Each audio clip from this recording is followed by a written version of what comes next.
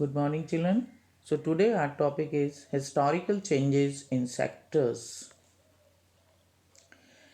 An initial stage of development, primary sector was the most important sector of economic activity. As the methods of farming changed and agriculture sector began to prosper, it produced much more food than before. You can see here old methods of farming: plowing the field, checking the crops, irrigation, very old method of irrigation, planting crops,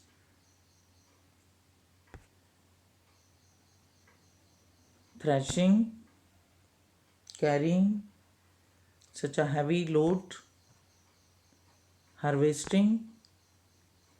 So these were the very old methods, even in storage.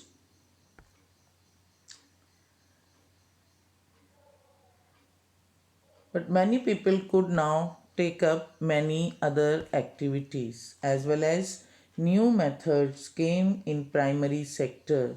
Advanced technology introduced. So many people could now take up other activities over a long time, more than 100 years, and especially because new methods of manufacturing were introduced.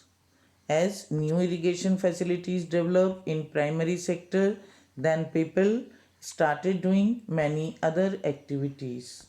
Means buying and selling activities.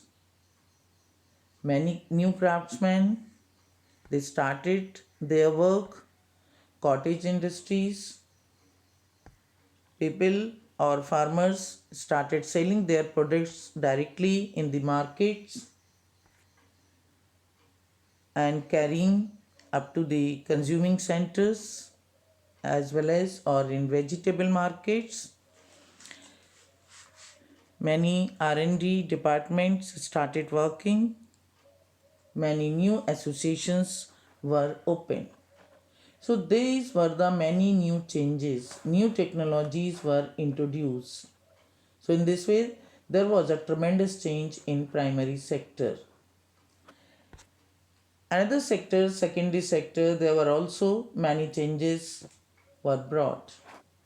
Manufacturing were introduced as especially in many new fields. Factories came up and started expanding. Textile industries, those people who had earlier worked on farms or in factories or in small industries like bangle making, you can see here, now began to work in factories in large number. People began to use many more goods that were produced in factories at cheap rates. Small scale industries were also promoted.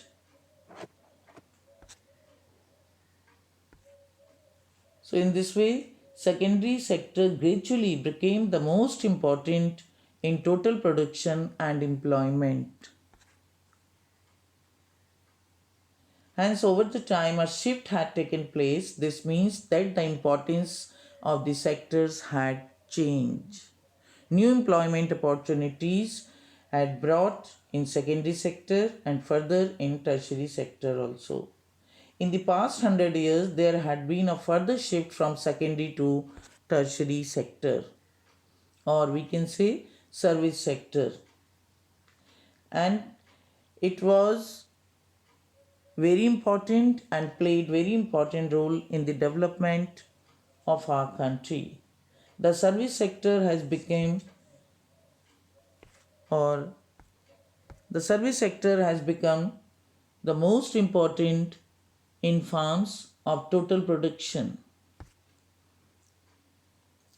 Means service sector has brought a big change in our economy, and it was known as the most important forms of the total production.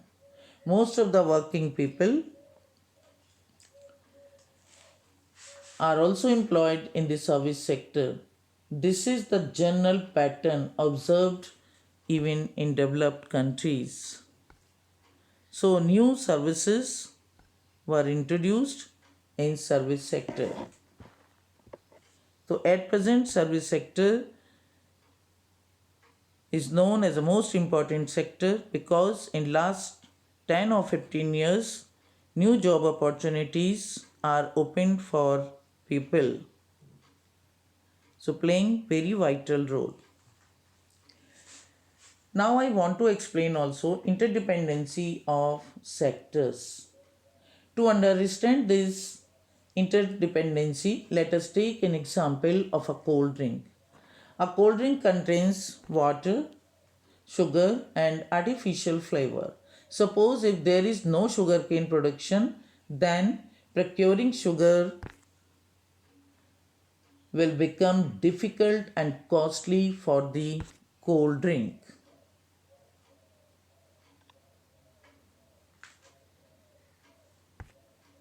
Cold drink manufacturer. Now to transport sugarcane to sugar mills and sugar to the cold drinks plant needs the services of a transporter. Means the factory is not producing sugar, but factory is in need of sugar. So how to bring sugar? For that purpose, transportation is must as well as transporter.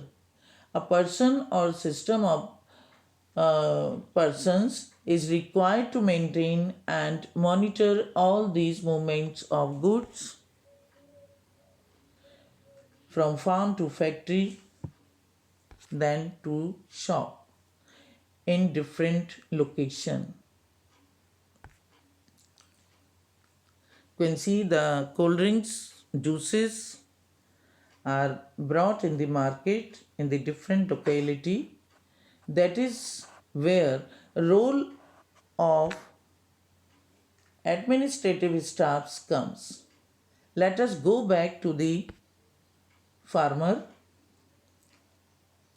He also needs fertilizers and seeds which is processed in some factories and which will be delivered to his doorstep by some means of transportation, as railways and roadways also connecting villages. To top it all, at every step of these activities, we require the proper monetary and banking system. Administration required, banking required, and monetary system well developed required. So, in a nutshell,